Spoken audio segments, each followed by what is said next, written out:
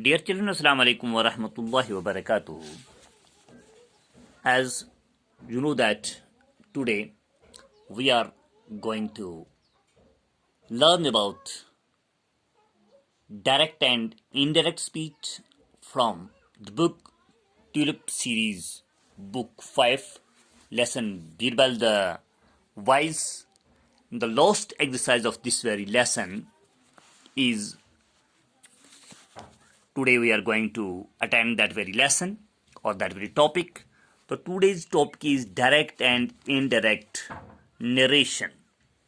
इस सिलसिले में प्यारे बच्चों, आज आप देखने जा रहे हैं पेज 18 पर जो है आपका सवाल जो है बी पॉट एक्सरसाइज का है और लास्ट एक्सरसाइज हम करने जा रहे हैं of this very lesson. Look at the following sentence used in the text.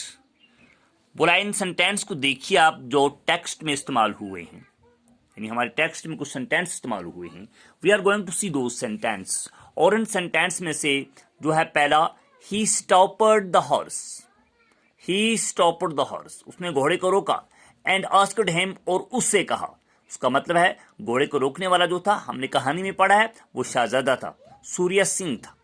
और उसने ट्रैवलर को रोका था. जो उसने घोड़े को रोका और ट्रैवलर से कहा. एक ट्रैवलर जो एक आदमी था, मुसाफिर था, सफर करने वाला, वो रास्ते में था, थका मांदा था, लगता था थका मांदा है, एक्चुअली वो तो थका मांदा नहीं था. He stopped the horse, mean Surya Singh stopped the horse and asked him, and he asked the traveller, which way are you going. किस रास्ते से आपको जाना है, यानी आपको कहां जाना है, किधर को जाना है. This sentence is in direct speech. तो ये सेंटेंस जो है ये डायरेक्ट स्पीच में है और डायरेक्ट नरेशन. इस डायरेक्ट स्पीच को डायरेक्ट नरेशन कहते हैं. यानी सूर्या सिंह बिल्कुल उस ट्रैवलर से मुखातब होकर बात करता है. अल्फाज सूर्या सिंह के अपने, डायरेक्ट नरेशन है, डायरेक्ट स्पीच है. तो इसी को डायरेक्ट स्पीच कहते हैं. यानी पेवर वर्ड से खुद बता रहा है, उसके अपने अल्फाज हैं. The same sentence can be turned into indirect speech. इसी सेंटेंस को हम इनडायरेक्ट स्पीच में, इनडायरेक्ट स्पीच में यानी बिला वास्ता जरिए से भी बोल सकते हैं. इन द फॉलोइंग वे, इस तरह से. ही स्टॉप्ड द हॉर्स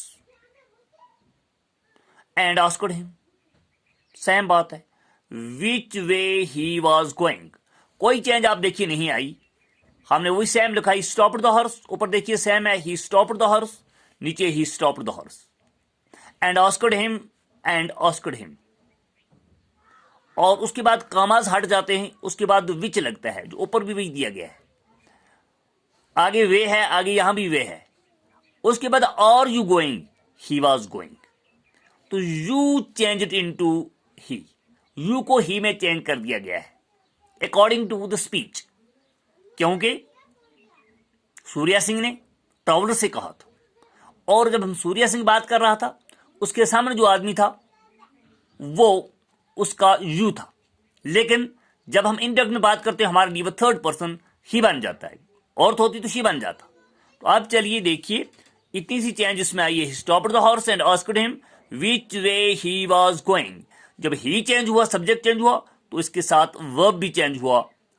ऊपर आर था, यहां वाज लग गया, क्योंकि ही इज सिंगुलर, इसके साथ सिंगुलर वर्ब लगेगा.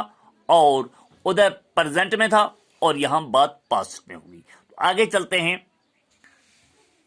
वाइल टर्निंग ए WH क्वेश्चन, जो भी क्वेश्चन होते हैं हमारे यहां जो WH से शुरू होते हैं इनटू इनडायरेक्ट नरेशन में, जब हम चेंज करते हैं, वो use the subject before the verb. तो हम सब्जेक्ट पहले इस्तेमाल करते हैं, वर्ब उसके बाद इस्तेमाल करते. Note, WH question is a question which starts with WH. कहते हैं WH क्वेश्चन को कहते हैं जो WH से स्टार्ट होते हैं. WH वर्ड्स जैसे व्हाट है, विच है, वाई है, वायर है, और उसके साथ साथ व्हेन, हु, एट, स्टॉप वगैरह वगैरह. ऐसे को जिनके शुरू में WH होता है, इनको WH वर्ड्स कहते हैं. और ऐसे जो क्वेश्चन होते हैं उनको WH क्वेश्चंस कहा जाता है. Now turn the following sentence into indirect narration. अब हमें इनडायरेक्ट स्पीच में नीचे हमारे पास 5 सेंटेंस हैं. पहला sentence, he said to him how old are you. Second, he said to me, where do you live? Third, when did he arrive? She asked me. Fourth one, you said to her, who told you? The teacher asked us, why are you late? These are 5 sentences. देखो बेटो, ये 5 sentence हैं. अब दोबारा ऊपर देखिए, पहला sentence जो है हमने सेम वही लिखा है. First sentence, he stopped the horse and asked him, comma start, which way are you going? Full stop, note of interrogation. ठीक है ना. अब देखिए, इसको जब हमने चेंज किया था, हमने सेम लिखा, ही stopped the horse and asked him. यहां तक सेम है. और उसके बाद विच वही सेम है, वे वही सेम है. सिर्फ हमने यू को ही में चेंज किया है और ऊपर डायरेक्ट में वर्ब पहले था, यहां वर्ब इसके बाद में इस्तेमाल होता है. और वहां नोट ऑफ इंट्रोगेशन था लास्ट पे, और इनडायरेक्ट में हमें लास्ट पे फुल स्टॉप है. इस तरह हमें कॉमे हटा देने हैं. ठीक है.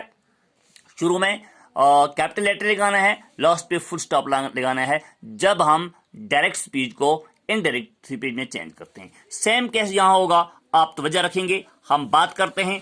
पहला सेंटेंस है, he said to him, how old are you. How old are you. देखिए यहां ही सेड टू हिम है.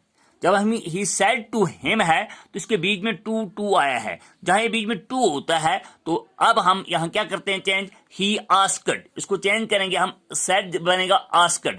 ही आस्क्ड, टू खत्म हो जाएगा यहां, तो हम लिखेंगे ही आस्क्ड हिम. आगे हमारे पास हाउ है, तो हाउ वैसा ही रहेगा. ओल्ड है, ओल्ड ऐसा ही रहेगा. ठीक है. लेकिन उसके बाद हमारे पास यू है. हमने ऊपर देखा कि यू चेंज हो जाता है ही में, और यहां पहले आर है, और जब हम चेंज करेंगे तो आर जो भी वर्ब लगेगा वो सब्जेक्ट के बाद, पहले सब्जेक्ट लाएंगे तो यू के बदले हमें ही लगाना है, और आर बाद में चला जाएगा, और ही के साथ आर नहीं आएगा, वायर नहीं आएगा, ही के साथ वाज आएगा. इसलिए इसका सेंटेंस इस तरह बनेगा, आप देख लीजिएगा. He asked him how. He asked him, commas खत्म कर दिए, हाउ शुरू कर दिया, ओल्ड इस तरह रखा गया, और हमने फिर लिखा he was. He asked him how old he was, full stop. तो ये हो गया नरेशन पहले का इनडायरेक्ट. वो डायरेक्ट में था, इनडायरेक्ट में. दूसरा सेंटेंस हमारे पास है, he said to me, where do you live. अब यहां सेम बात है, ही सेड टू मी है, बीच में टू आ रहा है. हम ही आस्क्ड करेंगे तो हम ही आस्क्ड मी, ही आस्क्ड मी. उसके बाद आएगा वेयर, उसके बाद आएगा यू, जो है वो आई में चेंज होगा यहां, क्योंकि उसने मुझे कहा. मैं आई में चेंज हो जाएगा यहां. यू, वाई डू यू, आप कहां, बात है आई कहां. ठीक है. इसमें आई आएगा, और आई के बाद जो आएगा लीव को हम कर देंगे इसकी सेकंड फॉर्म लिव्ड. तो आप देखिए यहां इसका सेंटेंस बनेगा, he asked me where I lived. इसका हम इस तरह भी बना सकते हैं, ही इंक्वायर्ड मी, उसने मुझे इंक्वायरी की, वेयर आई लिव्ड. या ये भी है, ही आस्क्ड मी, उसने मुझे पूछा, वेयर आई लिव्ड, मैं कहां रहता हूं, यानी उसने मुझे पूछा कि तू कहां रहता है. तो सेम बात है सेंटेंस में, सिर्फ अल्फाज का चक्कर है, वो डायरेक्ट में है और ये इनडायरेक्ट में है. इसके बाद चलते हैं हम हमारा तीसरा जो सेंटेंस है प्यारे बच्चों, When did he arrive? She asked me. तो हम इसको When did he arrive? She asked me. तो देखो she asked me बाद में लिखा है, तो हम she asked me पहले लाएंगे. सेम आएगा she asked me, आप लाओ पहले इस साइड मोड़ लो. आगे आएगा when, उसके बाद when आएगा, क्योंकि असल में इसे रद्द अदबदल किया है. असल में इस तरह था, she asked me when did he arrive, इस तरह था. अब इसने इस तरह किया, हम पहले लाएंगे she asked me पहले लिखेंगे, उसके बाद लिखेंगे when, और उसके बाद लिखेंगे डिड ही अराइव, तो ही चेंज हो जाएगा. When he, she asked me when he, she asked me when he arrived. तो शी, या she, when did he arrive, वो कब आएगा, वो कब है. शी आस्क्ड मी, उसने मुझे उसके बारे में, किसी और के बारे में पूछा, तो यहाँ ही रहेगा, तो हम लिखेंगे she asked me when he arrived, when he arrived. तो इस तरह बनेगा सेंटेंस नंबर हमारा थर्ड जो है, she asked me, कॉमास खत्म हो जाएंगे, when he arrived, full stop. उसके बाद चलिए आप देखिए आपका फोर्थ सेंटेंस जो है, you said to her, प्यारे बच्चों, you said to her, who told you, तो सेम आएगा you asked her, you asked her, commas खत्म हो जाएंगे, हु आएगा और उसके बाद टोल्ड आएगा और यू चेंज इनटू हर। तो इस तरह से हमारा सेंटेंस जो बनेगा पुत्रों, देखो बच्चों, you asked her, who told her, you asked her, who told her. अगला सेंटेंस हमारा सेंटेंस नंबर 5 है, वो है the teacher asked us, comma start, why are you late. अब इसको हमें बनाना है इनडायरेक्ट स्पीच में, तो हम लिखेंगे the teacher asked us, the teacher asked अस, क्योंकि यहां उधर से आस्क्ड बना हुआ है, टू वगैरह नहीं है, तो कोई चेंज नहीं करनी है, कॉमास हटा देने हैं, उसके बाद वाई आएगा और उसके बाद are you late, why we were late, you change होएगा वी में और आर के बदले वायर आएगा, प्लूरल है, लेट लेट ही रहेगा। इस तरह से हमारा सेंटेंस जो बनेगा, द टीचर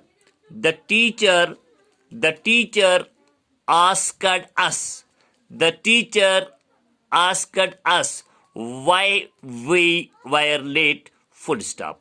तो जान लीजिएगा, जब हम डायरेक्ट स्पीच से इनडायरेक्ट स्पीच की तरफ जाते हैं तो एक हमारा सब्जेक्ट चेंज हो जाता है। दूसरी बात है कि डायरेक्ट स्पीच में हमारा वर्ब पहले आता है और इनडायरेक्ट स्पीच में हम वर्ब को सब्जेक्ट के बाद इस्तेमाल करते हैं। जहां कहीं भी आपने देखा, अभी ही सेड टू हिम हमारे पास था, she said, he said to him था, ही सेड टू मी था, व्हेन, अच्छा यू सेड टू हर था। जहां टू बीच में था, टू हट गया और आस्क्ड लगा और उसके बाद हिम लगा, मी लगा, ठीक है, हर लगा और उसके बाद हमने कॉमास हटा दिए, अगला शुरू किया और वहां उसके बाद हमने सब्जेक्ट लगाया, उसके बाद हमने वर्ब लगाया। इस तरह से ये चीजें चेंज होती हैं उन सेंटेंस में जहां हम WH वर्ड्स या इंटरोगेटिव सेंटेंस होते हैं, किसके अंदर, डायरेक्ट स्पीच के अंदर। तो आज का हमारा ये सबक जो था, डायरेक्ट स्पीच को हम किस तरह इनडायरेक्ट स्पीच में चेंज कर सकते हैं। चेंज की कुछ चीजें आपने समझ ली, कॉमास को हम हटा देते हैं,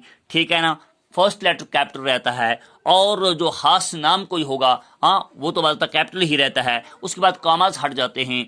इंटरोगेटिव के लास्ट पे जब इसको डायरेक्ट इनडायरेक्ट में लाते हैं तो लास्ट में फुल स्टॉप लगता है। कुछ चीजें आपने देख ली, उम्मीद रखते हैं कि आपको बात समझ आई होगी और अपना ख्याल रखिएगा। इसका चंद सेंटेंस जो है आप बार बार पढ़िए, इन पर थोड़ी सी तवज्जो कीजिए, देखिए किस तरह से चेंज होता है डायरेक्ट टू इनडायरेक्ट स्पीच। असल बात ये होती है, डायरेक्ट भी बात करने का एक तरीका है और इनडायरेक्ट भी बात करने का एक तरीका है।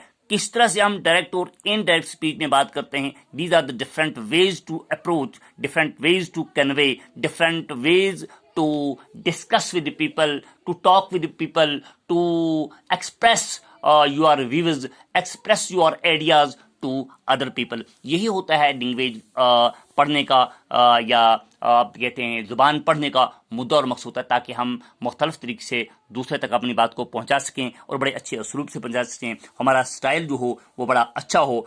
तो उम्मीद करते हैं कि आपको बात समझ आई होगी। आपने ये सेंटेंस देखे होंगे, तो हमने ये 5 सेंटेंस आज किए। इस तरह से आज ये सारा एक्सरसाइज जो हमारा है ख़त्म हो रहा है। इंशाल्लाह आइंदा हम अगले लेसन की तरफ जाएंगे और उस लेसन को पढ़ेंगे, उसके बाद उनकी एक्सरसाइज करने की कोशिश करेंगे। अपना ख्याल रखिएगा, हालात को मद्देनज़र रखते हुए, बीमारियों का ख्याल रखते हुए सफाई का ख्याल रखिए। अपने आप को अच्छी तरह से सफाई में रखिए, हाथों की सफाई, पैरों की सफाई, मुंह की सफाई, ब्रश वगैरह बाकी चीज़ें जो हैं एनवायरनमेंट में, ये सब चीज़ों का ख्याल रखते हुए, ठीक है। तो अपने आप को, अल्लाह आपका हो, अपना आपका ख्याल रखिएगा। अल्लाह आपका और हमारा सबका हामी नसर हो। Thanks very much. खुदा हाफिज़।